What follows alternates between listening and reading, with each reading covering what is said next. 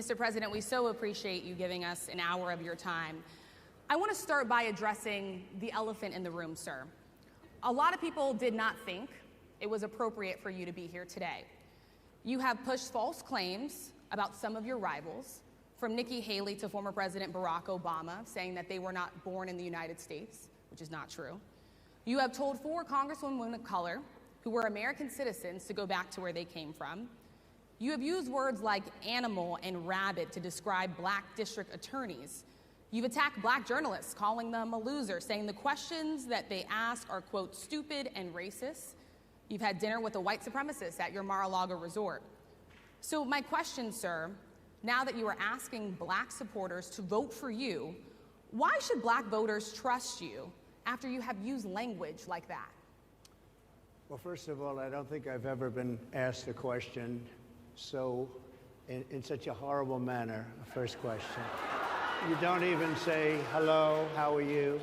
Are you with ABC? Because I think they're a fake news network, a terrible network. And I think it's disgraceful that I came here in good spirit. I love the black population of this country. I've done so much for the black population of this country, including employment, including opportunity zones with Senator Tim Scott of South Carolina, which is one of the greatest programs ever for black workers and black entrepreneurs. I've done so much, and you know, and I say this, historically black colleges and universities were out of money, they were stone cold broke, and I saved them, and I gave them long-term financing, and nobody else was doing it. I think it's a very rude introduction. I don't know exactly why you would do something like that, and let me go a step further. I was invited here, and I was told my opponent, whether it was Biden or Kamala, I was told my opponent was going to be here. It turned out my opponent isn't here. You invited me under false pretense. And then you said, you can't do it with Zoom. Well, you know, where's Zoom? She's going to do it with Zoom, and she's not coming. And then you were half an hour late, just so we understand. I have too much respect for you to be late. They couldn't get their equipment working or something was wrong. Mr. President, I would love if you can answer the question on your rhetoric and why you believe I have answered the question. Trust you with another 4 I have years. been the best president for the black population since Abraham Lincoln. That's my answer. Better than President Johnson, who signed the Voting Rights Act? And for you to start off a question and answer period, especially when you're 35 minutes late because you couldn't get your equipment to work, in such a hostile manner, I think it's a disgrace. Let me just ask a follow-up, sir, and then we'll move on to other questions here. Some of your own supporters, including Republicans on Capitol Hill, have labeled Vice President Kamala Harris, who is the first black and Asian American woman to serve as vice president and be on a major party ticket, as a DEI hire. Is that acceptable language to you? And will you tell those Republicans and those supporters to stop it? How do you define DEI? Go ahead. How do you define diversity, equity, inclusion? Okay, yeah, go ahead. Is that what your definition? Give me a definition then. Would you give me a definition of that? Give me a definition of that. Sir, I'm asking you a question, a very direct question. Define it for me, if you would. I just defined it, sir. Do you believe that Vice President Kamala Harris is only on the ticket because she is a black woman? Well, I can say, no, I think it's maybe a little bit different. So I've known her a long time indirectly, not directly very much. And she was always of Indian heritage, and she was only promoting Indian heritage. I didn't know she was black until a number of years ago when she happened to turn black, and now she wants to be known as black.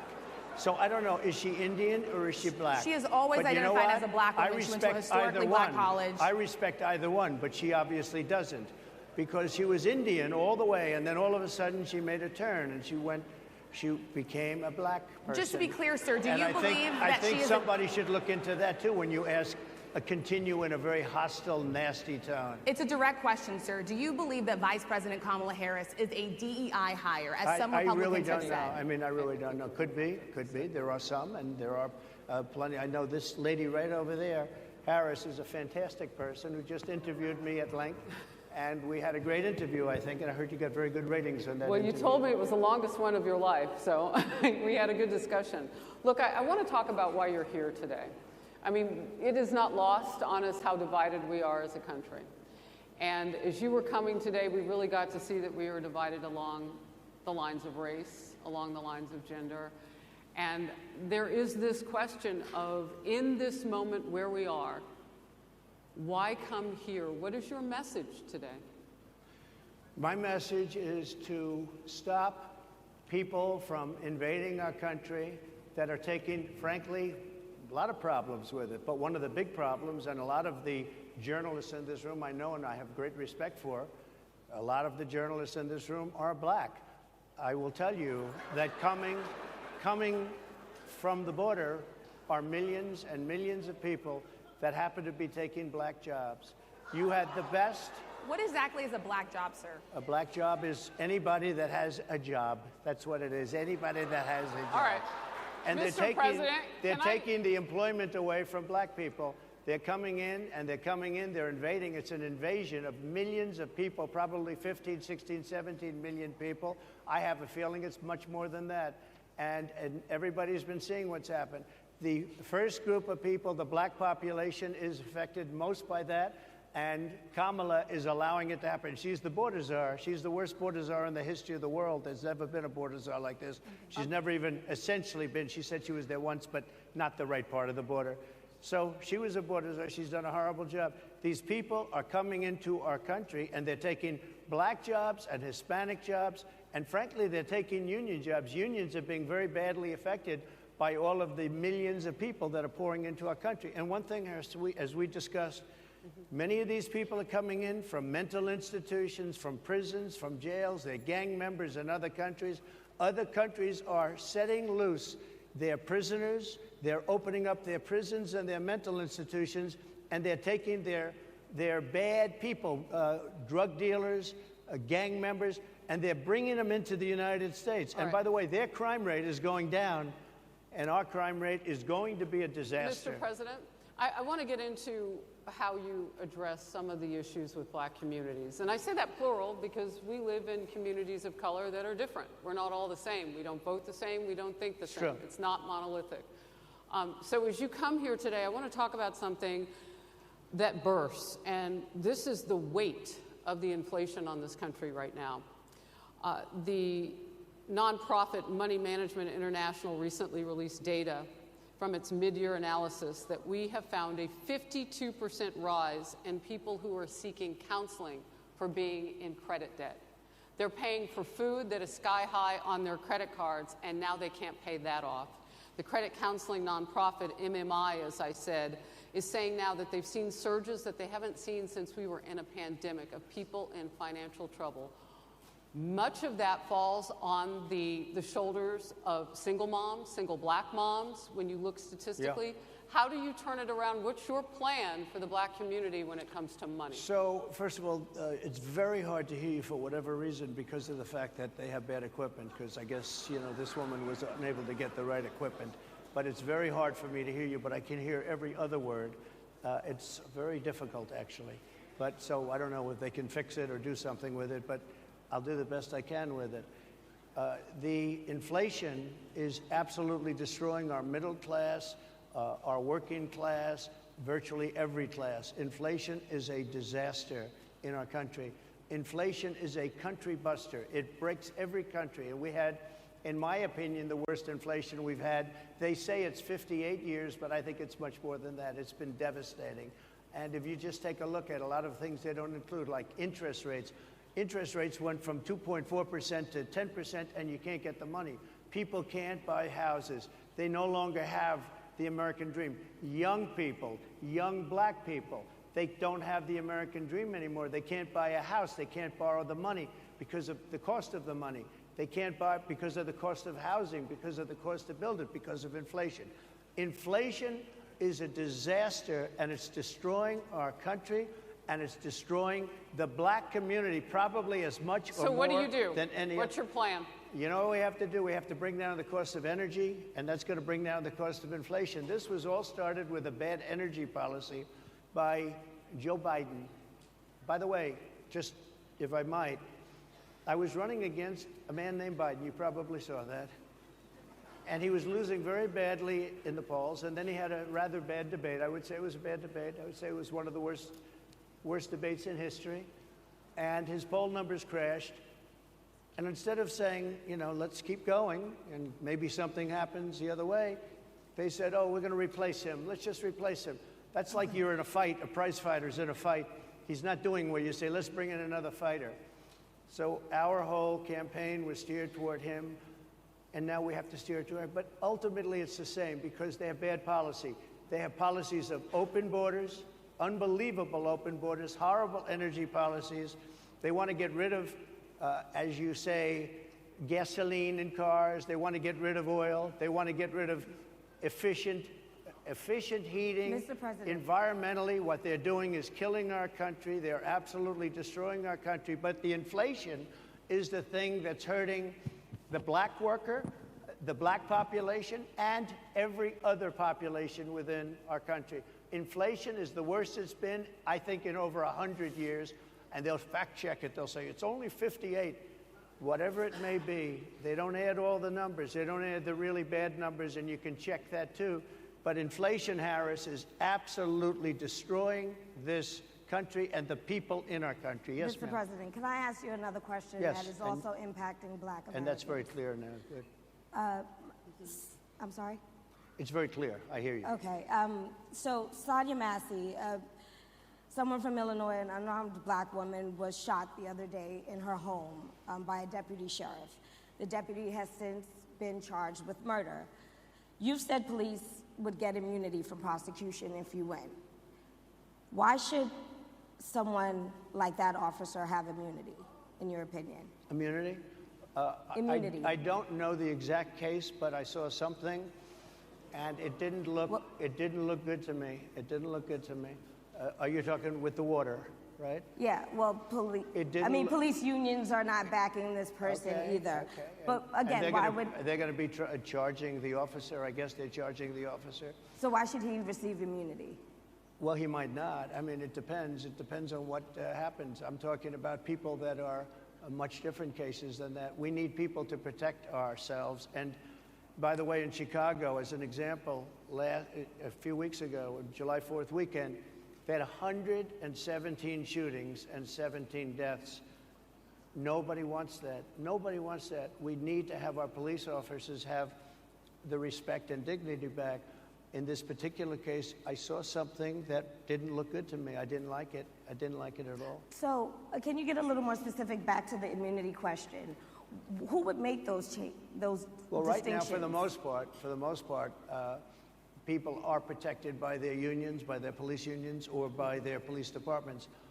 But I'm saying if I felt, or if a group of people would feel that somebody was being unfairly prosecuted because the person did a good job maybe with crime, or made a mistake, an innocent mistake. There's a big difference between being a bad person and making an innocent mistake. But if somebody made an innocent mistake, I would want to help that person. What would those exceptions be? What would determine an innocent mistake? You go after somebody and it's a very close call and it's very dangerous. And they have, the policeman's life and woman is a very difficult thing because sometimes you have less than a second to make a life and death decision. And sometimes very bad decisions are made. They're not made from an evil standpoint, but they're made from the standpoint of they made a mistake. So I want to follow up really quickly. I find it interesting because you do talk about reining in prosecutors, especially when it comes to prosecutors that are prosecuting you. Why doesn't that skepticism apply to law enforcement? Well, I've been prosecuted because I'm a political opponent of two people that have weaponized our justice system. I've been prosecuted. I just won the big case in Florida. Everyone said that was the biggest case. That was the most difficult case. And I just won it. Now, Biden has a similar case, except much worse. I was protected under the Presidential Records Act. Biden wasn't because he wasn't president at the time. And he had 50 years worth of documents. And they ruled that he was incompetent, and therefore he shouldn't stand trial. And I said, isn't that something? He's incompetent, and he can't stand trial, and yet he can be president. Isn't that nice? Mr. President, but they released him on the basis that he was incompetent. They said he had no memory, and he was a nice old guy, but he had no memory, and therefore we're not going to prosecute him. I won the case, and it got very little publicity. I didn't notice ABC doing any publicity on it, George. We covered you extensively, sir. I'd love to move over on to I different didn't notice topics you now. do any publicity on it at all. I won the case, the biggest case. This is an attack on a political opponent. I have another one where Sir, I if have you a don't mind, I'd hostile love judge. we have you for a limited time, sir. I'd love to move on to different No, topics excuse if you. we You're the can. one that held me up for 35 minutes, just so you understand. If we can move on now to the state of the race, sir, I want to get back to the campaign. Senator JD Vance is your running mate. He's had a lot of controversy lately, and I want to read you a few things that he has said in the past. He said the Democrats running the country are a bunch of childless cat ladies who are miserable at their own lives and the choices they've made, and so they want to make the rest of the country miserable too. He's not talking here about how great it is to be a parent. He's attacking what he says are the choices people are making to not have children. Did you know that he had these views about people who do not have children before you picked him to be your running mate, and do you agree with him? No, I know this. He is very family-oriented, and he thinks family is a great thing. That doesn't mean he thinks that if you don't have a family, it's not. I know people with families. I know people with great families. I know people with very troubled families. And I also know people with no families. They didn't meet the right person. Things happen. You go through life, you don't meet the right person. But he's not just talking about families here. And he also some of says those that people that don't have children should get less votes than That's those all right. that do. I'm just speaking for myself. Is that your and I campaign think position? I'm speaking for him too. He strongly believes in family, but I know people with great families. I know people with not great families that don't have a family. And the people without the family are far better. They're superior in many cases, okay? He's not saying they're not. What he's saying is that he thinks the family experience is a very important thing. It's a very good thing. But that doesn't mean that if you grow up and you grow older and you don't meet somebody that would be wonderful to meet and would have been good, that that's a bad thing. He's not saying that. My interpretation, you'll have to ask him, actually, but my interpretation is he's strongly family-oriented, but that doesn't mean if you don't have a family, there's something wrong with it. Just Mr. one last President? point, and then we'll move on. Just one of the bedrock principles of American life is one person, one vote. Senator JD Vance has suggested that someone who has children should have more votes than a person who does not have children.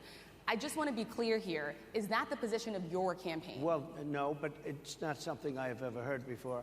I can tell you this. Right now you have illegal aliens coming into our country, many from prisons and many from mental institutions, and they want to give them votes. I don't think they should have votes. They came into our country illegally, People and who they're are only taking the American vote away citizens from are all allowed of the to vote, people in sir. this room that have been here a long time, that have worked hard, that in many cases, and you'll see this happening, if I'm not elected, you're going to see it happening. If I am, you're not going to have any problem. But you're going to see it happening a long time. You're going to see the people in this room and people outside of this room are going to be losing their jobs to people that have come into this country illegally. Mr. President, can we stay with just kind of the state of the race right now? Because I felt like that vice president question, candidate question was right in there with that. So let's talk about JD Vance for a little bit. He's had some stumbles out of the gate. I don't know if you're hearing what we hear as reporters, but it's been a tough couple of weeks for him. Why did you choose JD Vance? Why did you choose him? And I'm having a hard time hearing too. I know chose him everybody because out there can, but it's I'll hard tell to you hear. why. I chose him because he's a very strong believer in work and the working man and woman, and especially the working man and woman who have been treated very unfairly, because you have many of them in this room. But you have many of those people, they were treated very unfairly. They worked very hard and they were treated unfairly. He wrote the book that became a bestseller. The movie became a smash hit. He's a very smart guy without the benefit of having a family that has contacts, like a father that was well connected. He got into Yale Law School. He graduated in 2 years from Ohio State, summa cum laude. I mean, you take a look at, his career has been an amazing career. He started off at a level with a difficult family situation, very difficult with the mother and the father and everything else. He ends up going to Yale Law School and was one of the top students, became the head of the Law Journal. I mean, it's an amazing thing. He's a 4-year, he was in the military with great distinction for 4 years, got out, went into business, became successful in business, very successful in business, actually. Did public offerings and other things. And I have to believe in that. I mean, he's somebody that was born in a rough situation. Most of the people know that situation because it was very well documented in his book. And I have a lot of respect for somebody that can get into Yale and become one of the best students in Yale, that meets a young woman at Yale who was also outstanding, and they get married, they have a beautiful family. But he had he's made himself an amazing life. He then goes to Ohio, lives in Ohio, and he had my endorsement. That helped. But he wins the Senate. He becomes a United States Senator. So he's a United States Senator. So Harris, like I respect you for your success, I respect people for their success. The reason I asked the question is because the last time you and I sat and talked was the day that you were shot. We'd been together for much of that day. You left to go to Butler, Pennsylvania, and we didn't know what was next. Yeah. And I'm 2 days sorry. after that... I cannot understand. Your microphone I know, is so it is really hard for me to understand it's just, you too. I can understand you perfectly. Because she's closer. I can understand you. I'm happy to hear that, sir. But I can't really understand, Harris, I have a few more questions. because of the distance, and the mics are really in lousy shape, but I cannot understand Are you asking a question? what you're saying. So what I wanted to say was the last time we spoke, you said some words that were prophetic because I asked you who you wanted to choose for vice president. Yeah. And you said normally it really wouldn't matter what they would bring, you choose somebody that you think has a future, that sort of thing. But you said these words 3.5 hours before an attempted assassination on your life. You told me that bad things happen, Harris. And that's why this decision is important this time. Bad things happen. You said it twice. When you look at JD Vance, is he ready on day one? Does he what? Ready on day one, if he has to be. I've always had great respect for him, and for the other candidates too. But I will say this, and I think this is well documented. Historically, the vice president, in terms of the election, does not have any impact. I mean, virtually no impact. You have 2 or 3 days where there's a lot of commotion as to who, like you're having it on the Democrat side, who it's going to be. And then that dies down, and it's all about the presidential pick. Virtually never has it mattered. Maybe Lyndon Johnson mattered for different reasons of what we're talking about, not for vote reasons, but for political reasons, other political reasons. But historically, the choice of a vice president makes no difference. You're voting for the president, and you can have a vice president who's outstanding in every way, and I think JD is. I think that all of them would have been, but you're not voting that way. You're voting for the president. You're voting for me. If you like me, I'm going to win. If you don't like me, I'm not going to win. I'm going to get my JD Vance question in. JD Vance? I'm going to get my JD Vance question in. To your point and to Rachel's point, he, has a lot of opinions about childless women like myself or divorced people like yourself. Do you think, well, I mean, my point is here. But at least it was said in a friendly manner. My point is, do you think the Republican Party is getting a little bit too judgy about people's lives when you think about abortion or when you think about what JD Vance is saying? I don't think, look, I think that the Democrat Party is really the one that has the problem. I think they're radical on abortion because they're allowing abortion in the 9th month. They're allowing the death. I think it's they're about allowing freedom, the death of a baby after the baby is born, based on the governor of Virginia. Based on the governor of Virginia, they're allowing the death of the baby after it's born. They're allowing abortions in the 8th and 9th month. Well, Democrats have denied. I think they're right. And I think the Republican Party is actually much less. I think I've made them much less radical, perhaps, but the Republican Party, what we're doing is bringing it back to the states where everybody wanted it. Democrats, Republicans, liberals, conservatives, everybody wanted abortion brought back. They didn't want Roe v. Wade in the federal government. They wanted it, everybody wanted it back. But the majority of Americans oppose Roe v. Wade being overturned. They don't know about this. Right now, they're voting. It brought it back to the states. Now, I happen to believe in the 3 exceptions. Ronald Reagan believed with rape, incest, life of the mother. I do. I think most people do. I think most Republicans do also. But if you take a look, right now they're doing, it's an amazing thing, out of the federal government, it's in states, and people are voting. And I will say, Ohio is let's call it a more liberal version, has been approved. Kansas, the same thing, a little bit surprising to a lot of people.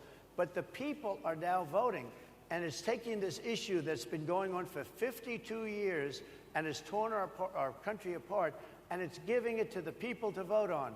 And they're voting. And many states have already voted. Others are in the process of voting. And it's bringing it back to the people and a vote of the people. And it's not at all radical. And again, you have to follow your heart. I happen to believe in the 3 exceptions. Most people believe in the 3 exceptions. Most Republicans believe in the exceptions. But they don't want to see an abortion in the 9th month or the 8th month. Almost everybody agrees to that. And they certainly don't want to see, in the case of the governor of Virginia, the former governor, I might add, who said, we set the baby aside and then we decide what to do. Meaning, what do? We execute the baby. That's a radical, horrible position. And some people want that. I don't want it. Most people don't. Thank you. Can I just pivot really quickly to another question you brought up health, Harris. You're an active man. We see you golfing all the time. But if you win, you'll still be president at 82, which is older than Biden is right now. But not mentally. Look, mentally. Here's the question. He's shot. But most people, I know many people in their 80s and their 90s that are in great shape. Some of our greatest leaders. You look at throughout the world history, the greatest leaders, some of the greatest leaders in the world were in their 80s. But here's the question. Would you consider stepping down if you felt that your health was declining? Or would you? Oh, absolutely. And who would I think I'd know. How would you make that decision? I think I'd know. Look, if I came onto a stage like this and I got treated so rudely as this woman treated me. Oh, my goodness. And I'm fine with it because she was very rude, sir. Very rude. That wasn't a question. She didn't ask me a question. She gave a statement. That wasn't a question. I repeated your statement, sir, actually. You said you would. You would Oh, make that absolutely. decision If I to step thought down. that I was failing in some way, I want people to be sharp. I'll go a step further. I want anybody running for president to take an aptitude test, to take a cognitive test. I think it's a great idea. And I took 2 of them and I aced them. Well, I took 2 of them. But let me ask you. I would like to have people running for president, and I don't mean because they're 75 or 85. I think anybody running, I'd like to do it. People say it's not constitutional. I would like to have something passed where you can do it. I think we should know. I mean, I've watched what's happened in the last couple of years under this gentleman, and our country is a mess. We have inflation. We have the millions of people falling in. We have Afghanistan, which was the worst, most embarrassing moment in the history of our country. What he has done to our country, and her too, what they've done to our country, she has been a horrible vice president. She's considered the worst vice president in the history of our country. Don't mean to interrupt you, but would you consider taking the cognitive test? Mr. President. I would love to and do make it. it public. Well, I've already taken 2 of them, but I'll do it again. Mr. President, how do you intend to... I suggested, Harris, that let's take one. I said, Joe and I will go and take a cognitive test. Now, I'd do it with her, too. I would do it with her also. You know what? She failed her law exam. She didn't pass her law exam, so maybe she wouldn't pass the cognitive test. Mr. President, are you saying she wouldn't pass? Just to be clear, I'm just giving you the facts. To be clear, you don't think Harris? How do you intend? She didn't pass her bar exam, and she didn't think she would pass it, and she didn't think she was going to ever pass it. And I don't know what happened. Maybe she passed it. She did pass it. There's a man over here. I think he must work for her. Mr. President, I would love to ask you about January 6th. You've called yourself the candidate of law and order. When Time Magazine asked you if you would consider pardoning all the rioters, you said, yes, absolutely. Sure. You called them patriots. 140 police officers were assaulted that day. Their injuries included broken bones, at least 1 officer lost an eye, 1 had 2 cracked ribs, 2 smashed spinal discs, another had a stroke. Were the people who assaulted those 140 officers, including those I just mentioned, patriots who deserve pardons? Well, let me bring it back to modern day. Like about 5 days ago, we had an attack on the Capitol, a horrible attack on the Capitol. You saw the people that were protesting and spraying these incredible monuments, bells, lions, all these magnificent limestone and granite with red paint, red spray paint that will never actually come off, especially in the limestone. It will never, I'm a builder, I know about this stuff. It'll never, you'll see it in 100 years from now. They viciously attacked our government. They fought with police. They fought with them much more openly than I saw on January 6th. What's going to happen to those people? What's going to happen to the people in Portland that destroyed that city? But sir, my question is on those. What's going to happen to the people that tried to burn? My question is on those rioters who assaulted officers. You have to would you pardon what's those going to people? happen? Oh, absolutely, I would. You would pardon those? If they're innocent, I would pardon them. They've been convicted. And by the way, the Supreme Court just well, they were convicted by a very tough system. How come the people that tried to burn down Minneapolis, how come the people that took over a large percentage of Seattle, how come nothing happened to them? How come the people But sir, we're talking about people that were seen beating officers with flagpoles, dragging them down the stairs. They're on video. Have you seen that video, sir? Oh, really? Well, they you would pardon those. You would pardon those rioters? They shot a young lady in the face who was protesting. They shot her in the face. You know, nobody died that day. You do know that. But people died in Seattle. Nobody died, but people died in Minneapolis. You know, people died in Minneapolis. And nothing happens, and nobody ever talks, and nothing happens to those people. But you went after the J6 people with a vengeance. And I'll tell you what about the cops that were, and I'm all for the police, as you know, but what about the police that are ushering everybody into the Capitol? Go in, go in, go in. What about that? Look, nothing is perfect in life. But you have people from Minneapolis, you have people just from 5 days ago in Washington, D.C. They were having fistfights and fighting with the police. They were spraying and destroying, they were desecrating our monuments in Washington, D.C. 5 days ago, and nothing happened to them. And you can't have two systems of justice. That's why they went after me as a political opponent, because they felt they couldn't win without doing that. And we're going to win our cases, and we're going to be vindicated. But I have to spend a lot of time on that, and money. That's what they want. After the election, they won't care. Although in my case, I think they probably will, because the hatred is pretty deep. But I'll tell you, they went after me as a political opponent. That's never happened in our country before, and it sets a terrible, terrible precedent. What do you do on day one if you win? What's your first thing? What do? I close the border. And I do two things, because I can do a lot of things simultaneously. I close the border. We don't want people coming in. We want people to come in, Harris, but they have to be vetted. They have to be checked. They have to come in legally. I want people to come into our country, but they have to be vetted. They have to be checked. So when you say, what do I do? That, and I drill, baby, drill. I bring energy way down. I bring interest rates down. I bring inflation way down so people can buy bacon again, so people can buy a ham sandwich again, so that people can go to a restaurant and afford it. Because right now, people can't buy food. Your grocery bills are up 40, 50, 60%, right? She's agreeing to me. Oh, she's agreeing. Thank you. I like you very much. Mr. President, I think we are. But it's true. Your grocery bills are up. And then they're mandating that you buy an all-electric car. You know, Elon Musk endorsed me, and he's a friend of mine. He's a good guy. He's a smart guy. But I'm against everybody having an electric car, okay? I'm very much against that. You have to be able to, if you want a hybrid or if you want a gasoline-propelled car. But, you know, we have more liquid gold, gasoline, oil, under our feet than any other country. More than Saudi Arabia, more than Russia, more than any other country. I want to use it. I want to use what we have. I want to bring down prices, bring down costs, and I also have to stop the invasion. And remember, they're taking your jobs. These people coming in are taking your jobs. Project 2025. I think we have to leave it there by the Trump team. All right. So leave it. That is the last word. Thank you so much, Mr. Trump, for coming today and joining us. Well, thank you very much. They've been telling us. Thank you.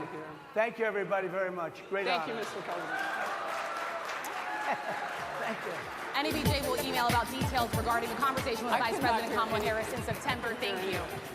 Thank you very much. Thank you, sir.